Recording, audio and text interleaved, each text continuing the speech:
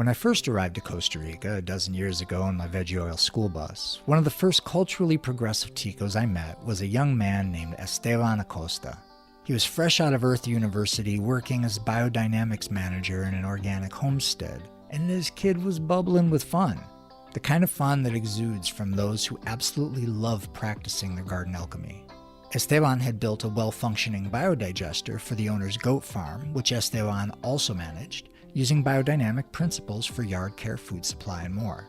12 years later, Esteban is now the owner of Viogaz, a premier provider of biodigester systems not only for agricultural use, but for home-scale installations as well. He also travels the world teaching at biodynamics conferences and helping commercial-scale farms transition to profit-producing organic biodynamic methods. This inspired student has embraced the power of enterprise to maximize his potential to serve the earth. Esteban encourages us to keep our why in mind. This has been a crucial lesson that comes up again and again for me in strategy sessions. Going several layers deep into your why can reveal ways of getting your needs met in creative and oftentimes under-realized ways. Ask yourself sometimes why you're aiming to do what you're setting out to do, but don't stop there.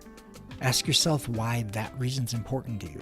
From there, ask why that reason's important to you and go as many as 7 layers deep. This is a valuable exercise we can do when evaluating any of our endeavors. Esteban also reminds us that experimentation is an excellent teacher, but the key is to balance that with the wisdom of a mentor. With the guidance of someone who's already further along the path of exploration, those periods of experimentation can be used to save us time, taking us further along our chosen paths at a more efficient rate. Cultivating an impactful belief system is something more powerfully done in communion with others.